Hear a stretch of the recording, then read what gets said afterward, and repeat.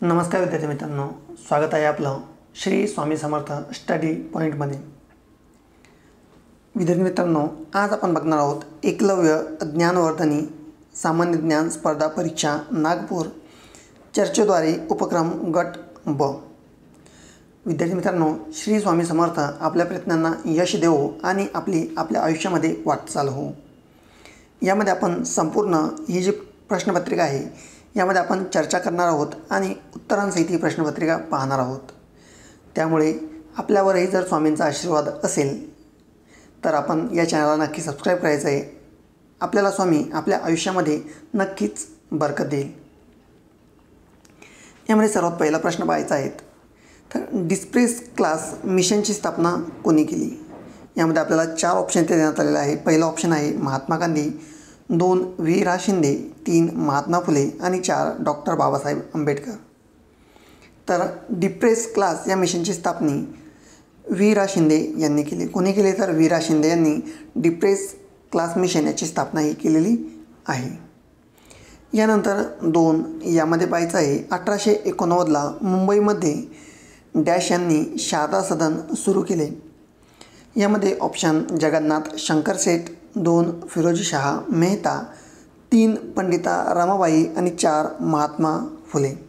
याचा योग्य उत्तर आहे ऑप्शन क्रमांक 3 पंडिता रमाबाई। ठीक आहे, तर 1889ला मुंबईमध्ये पंडिता रमाबाई यांनी शारदा सदन सुरू केले। यानंतर 3 यामध्ये तैनाती फौजेचे धोरण भारतात कोणी सुरू केले? ऑप्शन क्रमांक 1 Lord Wellesley, 2 Lord Cornwallis, 3 Robert Clive आणि 4 वॉरेन हेस्टिंग। याचं योग्य उत्तर आहे ऑप्शन क्रमांक 1 लॉर्ड वेलेस्ली। ठीक आहे, तैनाती फौजेचे धोरण लॉर्ड वेलेस्ली यांनी सुरू केले। यानंतर 4 जालियनवाला बाग हत्याकांड ही घटना कोणत्या वर्षी घडली?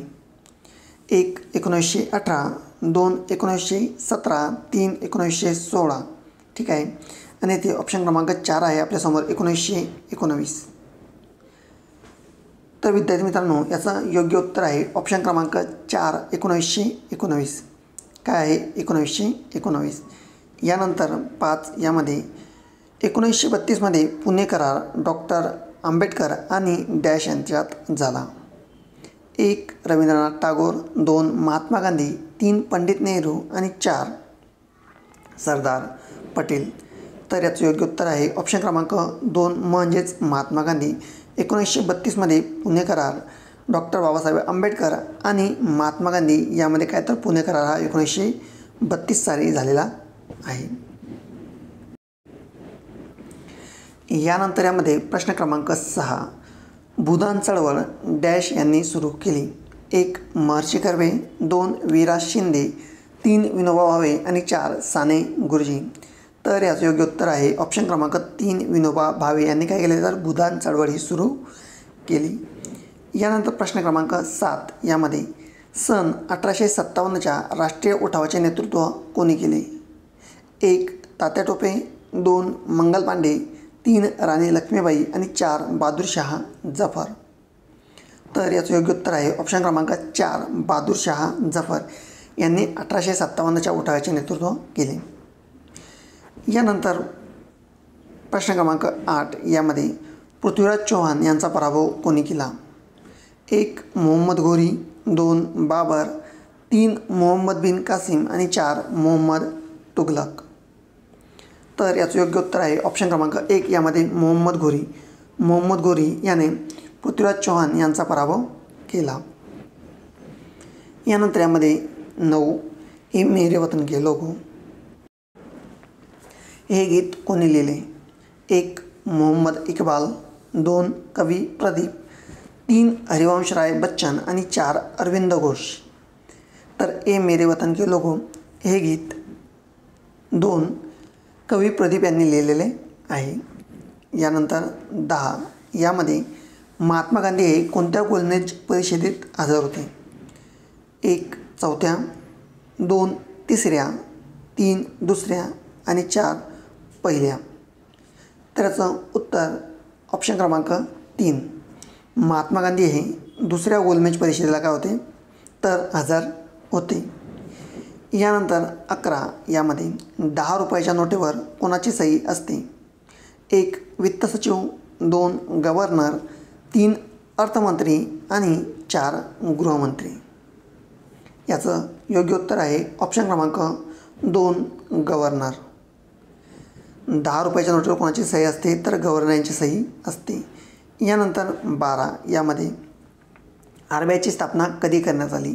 1920, 1935, 1940 आणि 1950. तर RBIची स्थापना ही 1935 म्हणजेच ऑप्शन क्रमांक 2 हे आपलं योग्य उत्तर असणार आहे. यानंतर प्रश्न क्रमांक 13 यामध्ये खालीलपैकी अप्रत्यक्ष कर कोणता? 1 आयकर, 2 महामंडळ कर, 3 GST आणि 4 वरील सर्व. 13 याचा ऑप्शन क्रमांक 3 अप्रत्यक्ष कर काय आहे? तर GST हा अप्रत्यक्ष कर आपण देतो. यानंतर 14 यामध्ये चलनी नोटा रद्द करण्याची घोषणा पहिल्यांदा भारतात कधी करण्यात आली? 1 1945, 2 1946, 3 2016 आणि 4 1978. तर याचं योग्य उत्तर आहे ऑप्शन क्रमांक 3 2016. तर 2016 या साली चलनी नोटा रद्द करण्याचं काय तर घोषणा करण्यात आली. यानंतर प्रश्न क्रमांक 15 बांगलादेश या देशाचे चलन काय आहे? 1 रुपया, 2 डॉलर, 3 रुबेल आणि 4 टाका. तर याचं योग्य उत्तर आहे ऑप्शन क्रमांक 4 टाका. काय आहे तर ऑप्शन क्रमांक 4 म्हणजेच टाका. त्यानंतर 16 यामध्ये महाराष्ट्रातील कोणत्या जिल्ह्यात ज्वारीचे कोठार असे मानतात? 1 पुणे, 2 जळगाव, 3 यवतमाळ आणि 4 सोलापूर. तर याचं योग्य उत्तर आहे ऑप्शन क्रमांक 4 सोलापूर. सोलापूर यास काय म्हणतात तर ज्वारीचे कोठार असे म्हणतात. काय म्हणतात तर ज्वारीचे कोठार कशाला म्हणतात तर सोलापूर.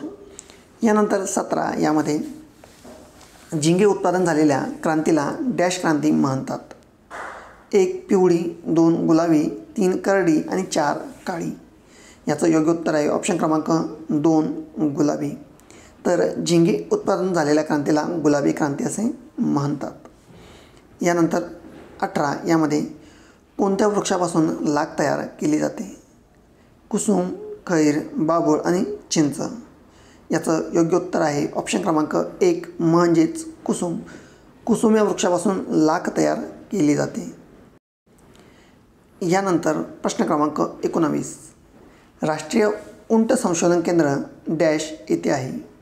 1 जयपूर, 2 कोटा, 3 बिकानेर आणि 4 जैसलमेर. याचं योग्य उत्तर आहे ऑप्शन क्रमांक 3 बिकानेर. यानंतर 20 यामध्ये गीर, सहीवाल, थारकापर या कशाच्या प्रजाती आहेत? 1 म्हैस, 2 गाय, 3 शेळी आणि 4 मेंढी. तर याचं योग्य उत्तर आहे ऑप्शन क्रमांक 2 गाय. गीर, सहीवाल, थारपाकर आणि या कशाच्या प्रजाती आहेत तर गायीच्या प्रजाती आहेत. यानंतर 21 यामध्ये खेड्यात जन्ममृत्यूची नोंद कोण ठेवतो? ग्रामसेवक, तलाठी, सरपंच, ग्रामपंचायत सदस्य. उत्तर 1 ग्रामसेवक. खेड्यात जन्ममृत्यूच्या नोंदी ग्रामसेवक हा ठेवत असतो. यानंतर 22 यामध्ये केंद्रीय मंत्रिमंडळाचे नेतृत्व कोण करतात? राष्ट्रपती, प्रधानमंत्री, उपराष्ट्रपती आणि पक्षप्रमुख. त्याचं योग्य उत्तर आहे ऑप्शन क्रमांक 2 प्रधानमंत्री. केंद्रीय मंत्रिमंडळाचे नेतृत्व प्रधानमंत्री हे करत असतात. यानंतर 23 यामध्ये विधानसभा निवडणुकीसाठी महाराष्ट्रात एकूण किती मतदारसंघ आहेत? उत्तर विधानसभा निवडणुकीसाठी महाराष्ट्रामध्ये एकूण 288 मतदारसंघ आहेत आणि महाराष्ट्रामध्ये लोकसभा निवडणुकीसाठी एकूण 48 मतदारसंघ आहेत. यानंतर 24 यामध्ये प्रत्येक गावातील जमीन धारकाच्या नोंदी कोण ठेवतो? तलाठी, ग्रामसेवक, सरपंच आणि आमदार. तर यामध्ये ऑप्शन क्रमांक 1 म्हणजेच तलाठी. प्रत्येक गावातील जमीन धारकाच्या नोंदी तलाठी हा ठेवतो. यानंतर 25 यामध्ये राज्यसभेच्या खासदारांचा कार्यकाळ किती वर्षांचा असतो? 5, 4, 6, 3. तर याचं योग्य उत्तर आहे ऑप्शन क्रमांक 3 म्हणजेच 6. राज्यसभेच्या खासदारांचा कार्यकाळ 6 वर्षाचा असतो. यानंतर प्रश्न क्रमांक 26 यामध्ये मूलभूत कर्तव्य कोणत्या कलमात आहेत? यामध्ये ऑप्शन क्रमांक 1 35A, ऑप्शन क्रमांक 2 50, ऑप्शन क्रमांक 3 49 आणि ऑप्शन क्रमांक 4 51A. याचं योग्य उत्तर आहे ऑप्शन क्रमांक 4 51A. यामध्ये काय तर मूलभूत कर्तव्य असतात. काय असतात मूलभूत कर्तव्य आणि कोणत्या कलमामध्ये असतात? तर ऑप्शन क्रमांक 4 म्हणजेच 51A. यानंतर 27 घटनादुरुस्ती कोणत्या कलमाअंतर्गत केली जाते? 1 325, 2 268, 3 178 आणि 4 368. ऑप्शन क्रमांक 4 368. या कलमाअंतर्गत काय तर घटनादुरुस्ती ही केली जाते. यानंतर 28 यामध्ये प्रधानमंत्र्यांना शपथ कोण देतात? सरन्यायाधीश, राष्ट्रपती, उपराष्ट्रपती, राज्यपाल. याचं योग्य उत्तर आहे ऑप्शन क्रमांक 2 म्हणजेच राष्ट्रपती. यानंतर 29 संसदेचे वरिष्ठ सभागृह कोणते आहे?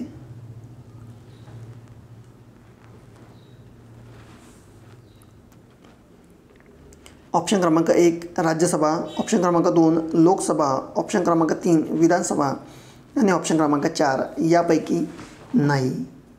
विद्यार्थी मित्रांनो, याचं योग्य उत्तर आहे ऑप्शन क्रमांक 1 म्हणजेच राज्यसभा. संसदेचे वरिष्ठ सभागृह हे राज्यसभा आहे. यामध्ये 30 भारतीय राज्यघटनेचा कोणता भाग मूलभूत हक्कासंदर्भात आहे? ऑप्शन क्रमांक 1 ऑप्शन क्रमांक 2 3, ऑप्शन क्रमांक 3 2 आणि ऑप्शन क्रमांक 4 4. तर याचं योग्य उत्तर आहे ऑप्शन क्रमांक 2 म्हणजेच 3. ऑप्शन क्रमांक 2 म्हणजेच काय तर 3. भाग 3 हा काय तर मूलभूत हक्कासंदर्भात आहे. यानंतर 31 यामध्ये विश्व खाद्य सुरक्षा दिवस कधी असतो? 1 5 जून, 2 6 जून, 3 7 जून आणि 4 8 जून. तर याचं योग्य उत्तर आहे ऑप्शन क्रमांक 2 म्हणजेच 6 जून या दिवशी विश्व खाद्य सुरक्षा दिवस हा असतो. यानंतर यामध्ये प्रश्न क्रमांक 32 NCCचे 2 दिवसीय वार्षिक नीतिसंवाद शिबिर कुठे आयोजित केले गेले? 1 नवी दिल्ली, 2 चेन्नई, 3 मुंबई आणि 4 नागपूर. तर याचं योग्य उत्तर आहे ऑप्शन क्रमांक 1 नवी दिल्ली. NCCचे 2 दिवसीय वार्षिक संवाद शिबिर नवी दिल्ली येथे काय झाले तर आयोजित केले गेले. यानंतर 33 यामध्ये smart AI resource assistance for health कोणत्या संस्थेने केले आहे? WHO, UNSCO, FESSI आणि UNO. तर याचं योग्य उत्तर आहे तर AIची निर्मिती कोणी केली तर FASSAI या संस्थेने काय तर याची निर्मिती केलेली आहे. यानंतर प्रश्न क्रमांक 34 यामध्ये कोणता देश जगात सर्वात वेगवान 5G नेटवर्क देणाऱ्या देशांच्या अव्वल स्थानी आहे? 1 भारत, 2 UAE, 3 चीन आणि 4 USA. तर याचं योग्य उत्तर आहे ऑप्शन क्रमांक 4 UA आणि E. यानंतर 35 फ्रेंच ओपन 2024 ही टेनिस स्पर्धा कोणी जिंकली? Rafael Nadal, 2 Carlos अल्करेज, 3 Roger Federer आणि 4 स्टाफोन स्टिफिलिस. उत्तर 2 कार्लोस अल्क्रोज यांनी काय तर फ्रेंच ओपन 2024 ही स्पर्धा काय जिंकलेली आहे. यानंतर प्रश्न क्रमांक 36